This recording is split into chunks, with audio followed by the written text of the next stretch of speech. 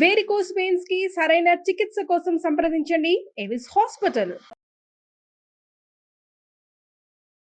కమనీయ కిశోర ముగ్ధమూర్తే కలవేణుపణితాదృతాననేందో మమ వాచి విజృంభతాం మురారే మధురిం నః కణికాపి copy copy. సూర్యుడు తులారాశిలో ఉన్ననాళ్ళు మనం కార్తీక మాసం చక్కగా జరుపుకున్నాం. సూర్యుడు తులారాశి నుంచి ధనురాశిలోకి ప్రవేశిస్తాడు. ఈ ధనురాశిలోకి ప్రవేశించడాన్నే ధను సంక్రమణం అని, ధనుర్మాసం అని, మార్గళి అని రకరకాల పేర్లతోటి చెప్పుకుంటాం.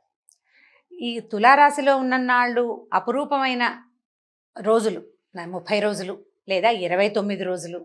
ప్రతిరోజు పర్వదినమే, ప్రతిరోజు పూజే, ప్రతిరోజు ఏదో ఒకటి, రోజుకొకటి. పొద్దున సాయంత్రం స్నానం చేయటం, దీపం పెట్టుకోవటము, కార్తీక దామోదరుని తలుచుకోవటము, శివ పూజ చేయటము, రుద్రాభిషేకాలు చేయటము, ఎన్ని రకాలో నదీ స్నానాలు, సముద్ర స్నానాలు, వాపి కూప తటాకాదులు అంతటా నిండి ఉన్న గంగానది స్నానం చేయటం, ఈ రకంగా గడిచిపోయింది. ఇక్కడి నుంచి ఈ ధను సంక్రమణం అఖండమైన విష్ణు పూజ, అఖండమైన విష్ణువారాధన, ఏమాత్రము ఒక్కరోజు కూడా తెంపు లేని విష్ణువారాధన. ఈ ధను సంక్రమణం గురించి ఎన్నో రకాల మాటలు, ఎన్నో రకాల కథలు, ఎన్ని కబుర్లో ఎంతసేపు చెప్పుకున్నా తనివి తీరని అతి గొప్ప వ్రతం. అయితే ఈ గొప్ప వ్రతం ఎవరు ఆచరించారు తొలుత అంటే, ధనుర్మాసాన్ని శ్రీ వైష్ణవోత్తమురాలైనటువంటి భాగవతోత్తమురాలైన 12 ఆళ్వార్లలో ఒకటైనటువంటి గోదాదేవి ఆచరించిన తిరుప్పావై వ్రతం. తిరుప్పావై అంటేనే తిరువ్రతం. ఈ తిరుప్పావైని 30 రోజులు రోజుకొక పాసురంతో, ఈ 30 రోజుల మాలలో అంటే పువ్వులు సుగంధభరితాలైన పుష్పాలతోటి గుచ్చిన మాలతోటి గోదాదేవి విష్ణువుకి చేసిన అర్చన, తర్వాత ఆమె స్వామిని చేరటం విశేషంగా చెప్పుకోదగిన విషయం. అయితే తిరుప్పావై చేయగలిగిన వాళ్ళు, ఆ రకమైన ద్రవిడ ప్రబంధాన్ని చదువుకోగలిగి విని ఆనందించగలిగిన వాళ్ళ పరిస్థితి ఒకటి. అది చదవలేని వాళ్ళు, వినలేని వాళ్ళు ఏం చేయాలి? గోదని తలుచుకుని ఆమె ఏ కృష్ణుణ్ణైతే అర్చించిందో ఆ కృష్ణగాథలని చెవులారా చెప్పుకుని విని ఆనందించాలి. అయితే గోదాదేవి ఈమె ఎలాంటి మహాభక్తి పరురాలంటే, సాహితీ సమరాంగణ సార్వభౌముడు అని చెప్పుకునే శ్రీకృష్ణ దేవరాయల చేత, ఆయన చేత ఆముక్తమాల్యద గ్రంథం రాయటానికి అవకాశం ఇచ్చిన తల్లి. శ్రీకృష్ణదేవరాయల వారు శ్రీకాకుళంలో నిద్ర చేశారట ఒకసారి. నిద్ర చేస్తే, అది కూడా ఆంధ్ర మహావిష్ణువు దేవాలయం వద్ద నిద్ర చేస్తే ఆయనకి కలలో తెలిసిందట, ఇది వరకు తను విడిచిన మాల ఇచ్చిన ఒక చిన్నది ఉంది శ్రీరంగం దగ్గరలో, ఆమెను గురించిన గ్రంథం రాయి తెలుగులో రాయమని స్వామివారు స్వయంగా ఆజ్ఞించారని, ఆ తర్వాతే ఆయన ఆముక్తమాల్యద గ్రంథం రాశారని అంటారు. ఆముక్తమాల్యద అంటే విడిచి ఇచ్చిన మాల కలది, తను ధరించి ఆ మాలని భగవంతునికి సమర్పించినటువంటి మహాతల్లి గోదాదేవి. ఆమె గురించి చెప్పుకోవటం, ఆమె గురించి, ఆమె చేసిన పూజ, ఆమె ఏ రకంగా అయితే భగవంతుని చేరడానికి ప్రయత్నం చేసిందో అదే రకమైన ప్రయత్నాన్ని చేయగలగటం మన అదృష్టం, మనకి భగవంతుడు ఇచ్చిన అవకాశం. సోషల్ మీడియా వల్ల చాలా రకాల మంచి అవకాశాలు దొరుకుతాయండి. చిన్న చిన్న ఇబ్బందులున్నా ఈ సదవకాశాన్ని తప్పకుండా అందరూ వినియోగించుకోవాలి. అయితే తిరుమల తిరుపతి దేవస్థానం కలియుగ వైకుంఠంగా చెప్పబడుతుంది. అక్కడ కూడా ఈ నెల రోజుల పాటు ఈ తిరుప్పావైనే మన సుప్రభాతానికి మారుగా తిరుప్పావయ్యే చదువుతారు. ఈ నెల రోజులు తెల్లవారుజామునే స్వామికి సుప్రభాత సేవ చేస్తారు కదా, లేక ఈ సుప్రభాతం బదులు తిరుప్పావైనే చదువుతారట. అక్కడి నుంచి అమ్మవారు ధరించిన మాలని శ్రీరంగం నుంచి తెచ్చి ఈ స్వామివారికి ధరింపజేస్తారట. ఈ రోజుల్లో ధనుర్మాసంలో అయ్యవారు ఊరేగేటప్పుడు తులసిమాల ధరించి చిలుకని చేతబట్టి ఊరేగుతారట మలయప్ప స్వామివారు కూడా. అంత విశేషమైన భక్తాగ్రగణ్యురాలు. ఆమెను గురించి తలుచుకుంటూ భాగవతాన్ని మొదలు పెడదాం. అయితే ఈ భాగవతం ఏంటంటే పూర్తిగా కృష్ణగాథలే చెప్పుకోవాలి మనం. భాగవతం అంటే భగవత్ సంబంధమైంది కదా. అందులో దశమ స్కంధం కృష్ణ జననం. శ్రీకృష్ణుడు ఎక్కడ పుట్టాడు, ఎలా పుట్టాడు, ఎలా పెరిగాడు, ఏ బాల్య క్రీడలతోటి తన చుట్టూతా ఉన్న ప్రపంచాన్ని మోహింపజేశాడు, ఆ కథల్ని రోజుకొకటిగా చెప్పుకుందాం.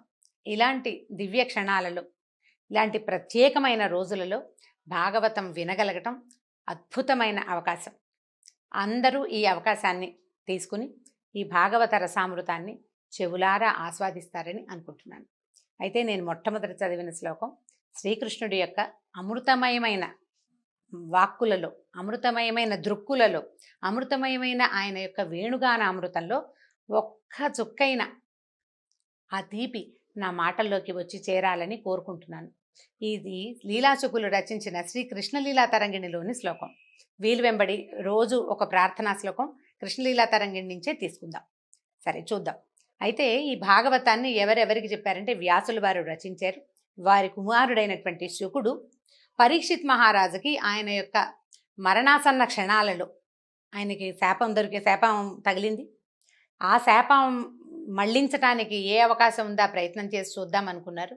ఆయన ఒక చోటని రక్షణగా ఆయనను ఉంచి భాగవతం వినడం ఆ ప్రక్రియని మొదలుపెట్టారు. ఈ భాగవతాన్ని శుకులే ఈయనకి తెలియజేశారు పరీక్షిత్తుకి.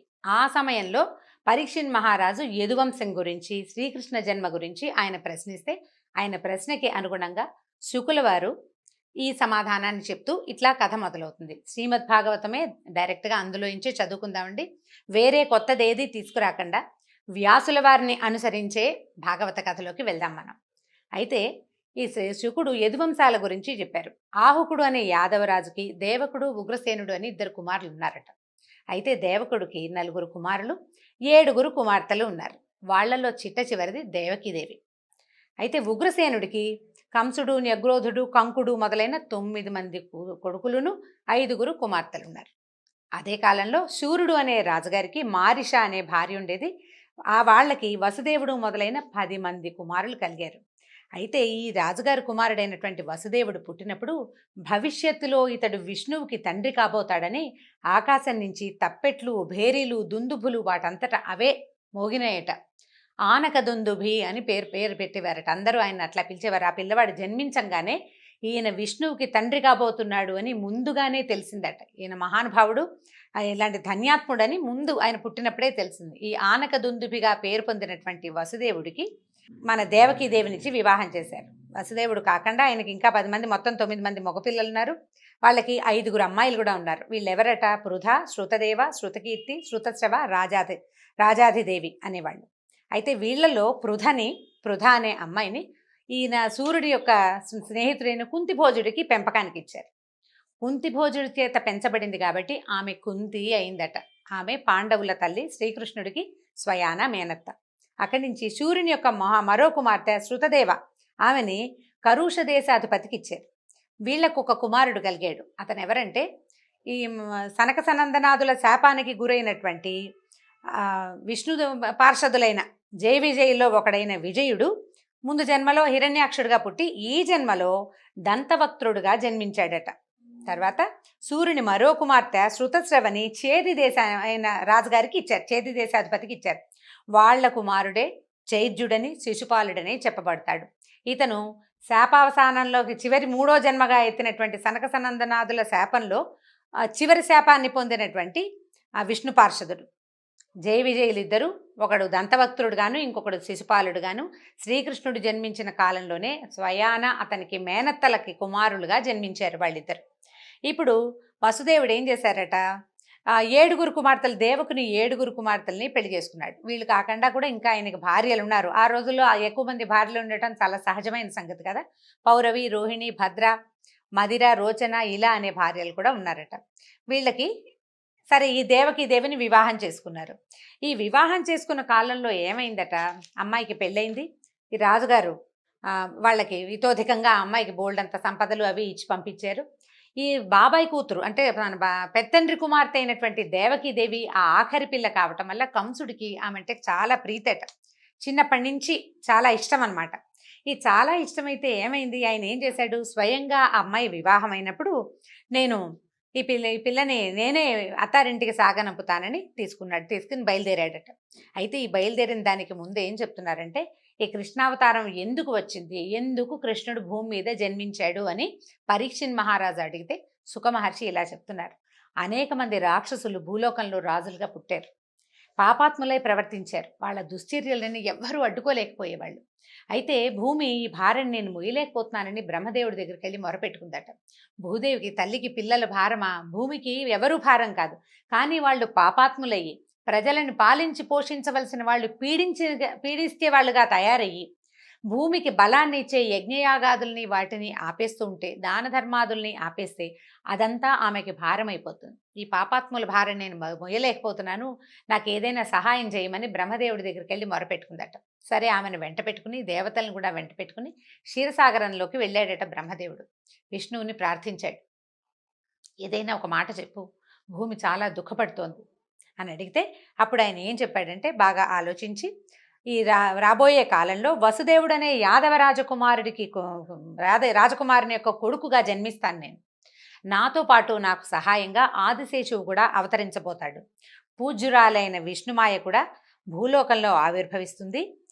తర్వాత ఏమో స్వామిని సేవించడానికి, అంటే నన్ను సేవించేందుకు దేవతా స్త్రీలంతా యాదవ కన్యలుగా జన్మించాలని విష్ణువు ఆజ్ఞ ఇచ్చాడు బ్రహ్మదేవుడు. బ్రహ్మ ఈ విషయాన్ని భూదేవికి తర్వాత దేవతలందరికీ తెలియజేశాడు. భూమికి చెప్పాడు, నువ్వు బెంగపెట్టుకోవద్దమ్మా, నీ కష్టం తీర్చడానికి విష్ణుమూర్తి స్వయంగా మానవ రాజకుమారుడిగా పుట్టబోతున్నాడు. ఆయనకు సహాయంగా నీ భూభారాన్ని వహించే 1000 పడగల ఆదిశేషువు కూడా అక్కడ పుడతాడు ఆయనతో పాటు. తర్వాత ప్రపంచం అంతటా ఆవరించి ఉండే విష్ణుమాయ అని చెప్పబడే యోగమాయాదేవి కూడా ఆయనతో పాటు జన్మిస్తుంది అని భూదేవికి ధైర్యం చెప్పాడు. దేవతలకి ఏం చెప్పాడంటే, దేవతా స్త్రీలందరూ స్వామిని సేవించేందుకు భూలోకంలో జన్మించవలసి వస్తుంది గోపికలుగా అని చెప్పాడు. ఆ తర్వాత ఇప్పుడు మనం ప్రస్తుత కథలోకి వద్దాం. ఇక్కడి నుంచి ఏం జరిగింది? దేవకీదేవి వివాహం అయింది. వివాహం అవ్వగానే ఈయన అమ్మాయిని అత్తవారింట్లో దింపడానికి ఆమెకి ఇచ్చినటువంటి కొన్ని వేల మంది సేవకులతోటి, వెండి బంగారాలతోటి, గోవులు, అశ్వాలు, ఏనుగులతోటి, అపరిమితమైన వాత్సల్యంతో ఈ కంసుడు బయలుదేరాడట. బయలుదేరి మంగళవాద్యాలు మిన్నంటుతూ పెద్ద ఘోషగా వినపడుతున్నాయి. ఆడపిల్లని పంపిస్తుంటే వినిపిస్తాయి కదా. ఆ వస్తూ ఉండగా ఏమైంది, ఆకాశంలోంచి ఒక శబ్దం వినపడిందట. ఓరి కంస, నీ సోదరిని అత్తవారింట్లో దింపడానికి అట్టహాసంగా బయలుదేరావు. నీకు తెలుసో తెలీదో, ఈమె గర్భాన జన్మించే 8వ వాడు నిన్ను సంహరిస్తాడు. ఆ విషయం తెలియక నువ్వు అవివేకిగా ఇలా సంచరిస్తున్నావు అని వినపడింది. వినపడంగానే కంసుడు సహజంగానే చాలా ధూర్తుడు. ఆ ముందు వెనకలు ఆలోచించేవాడు కాదు. వెంటనే ఈ ఉదుటున రథాన్ని వదిలేశాడు. సారథ్యం చేస్తున్నవాడు కళ్ళాలు వదిలేశాడు. ఉవ్వెత్తున లేచి నిలబడ్డాడు. రథం నుంచి దూకాడు. చెల్లెల్ని జుట్టుపుచ్చుకుని కిందకి లాగేశాడు. ఈమె కొడుకు నా మరణానికి కారణమవుతాడు. తన మరణం అని వినంగానే వివేకం మర్చిపోయాడు. సావు భయం వ్యక్తులకు అట్లా ఉంటుంది. దాంతో ఈ జుట్టు పట్టుకుని లాగేశాడు. కత్తెత్తాడు అమ్మాయిని చంపేయడానికి. వసుదేవుడు అప్పుడే వివాహం అయింది. ఆయనకి కొంతమంది భార్యలు ఉన్నారు, కానీ ఆయన మహాబుద్ధిశాలి, మెత్తటివాడు. బలంతో కంసుడిని తను ఆపలేనని ఆయనకి తెలుసు. అందుకని ఏం చేశాడు, మనసు మార్చడానికి ప్రయత్నం చేశాడు. కంస, భోజవంశీల్లో చాలా గొప్పవాడివి, బలవంతుడివి, శ్రేష్ఠుడివి. నువ్వు కూడా మృత్యు అంటే భయపడతావా?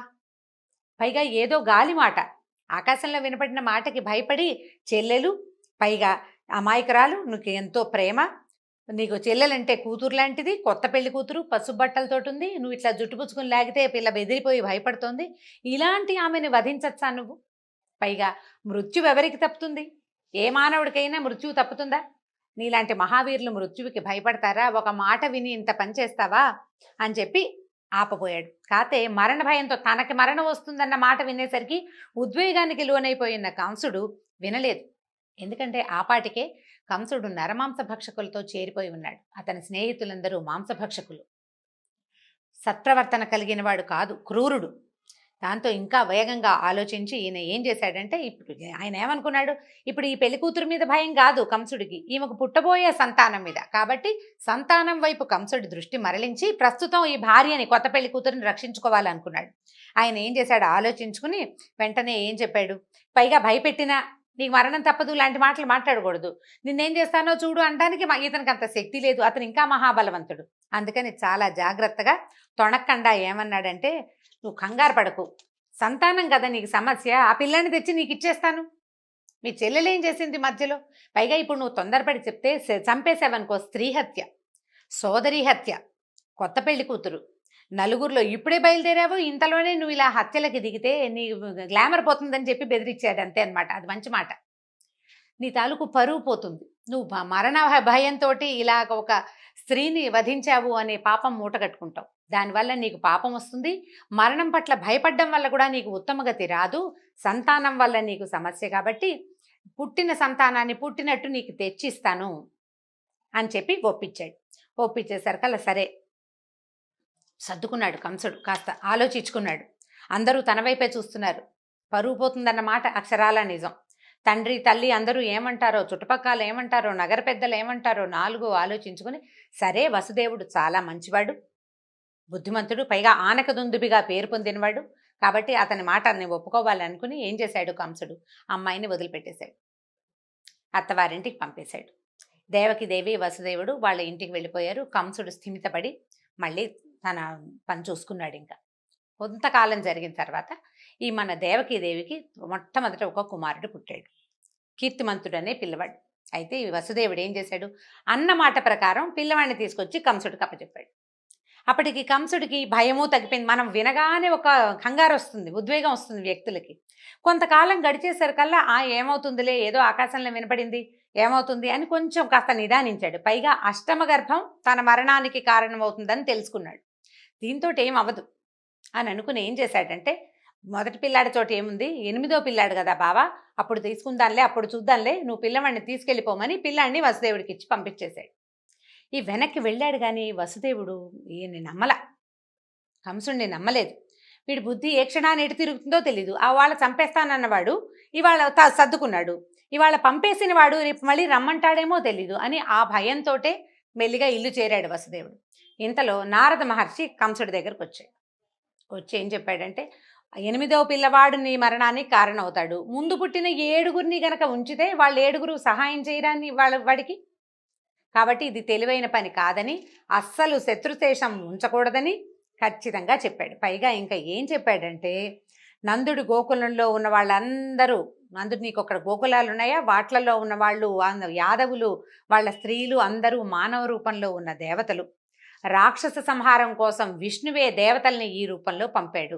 కిందటి జన్మలో నువ్వు కాలనేమి అనే ఒక రాక్షసుడివి, నిన్ను విష్ణువే వధించాడు. ఈ జన్మలో కూడా నీ వధ విష్ణువు వల్లే జరుగుతుంది. అక్కడ పుట్టబోయేవాడు సాక్షాత్ విష్ణువేనని నారదుడు గుప్పందించేశాడు కంసుడికి. దాంతో ఇక ఎంతమందినైనా చంపేసి తన ప్రాణాలు కాపాడుకోవాలనుకునే పాపాత్ముడు ఇతను కంసుడు. తనకి మరణం తప్పదు, మానవుడికి మరణం తప్పదు, ఎలాగూ పోతాం కదా అని అనుకోలే. వాళ్ళని చంపైనా ప్రస్తుతానికి మనం బతకాలని భావించాడు. దాంతో వెంటనే ఏం చేశాడు, ఆ చంటి పిల్లవాడిని మొట్టమొదటి ప్రథమ సంతానమైన కీర్తిమంతుడిని వధించాడు, చంటివాడిని. అక్కడి నుంచి వీళ్ళిద్దరిని చెరసాలలో బంధించాడు. తండ్రి ఈ పనికి ఒప్పుకోలేదని కేకలేశాడని, ఆయన తన్ని బంధించడానికి పూనుకున్నాడని ఉగ్రసేన మహారాజుని కూడా చెరసాలలో బంధించాడు. తండ్రి రాజ్యానికి తానే రాజై మధుర రాజ్యంగా, అది మధుర రాజధానిగా ఆ రాజ్యాన్ని పరిపాలించడం మొదలుపెట్టాడు. తర్వాత ఏం జరిగింది, శ్రీకృష్ణ జననం ఎలా జరిగిందో వచ్చే భాగంలో తెలుసుకుందాం. నమస్కారం.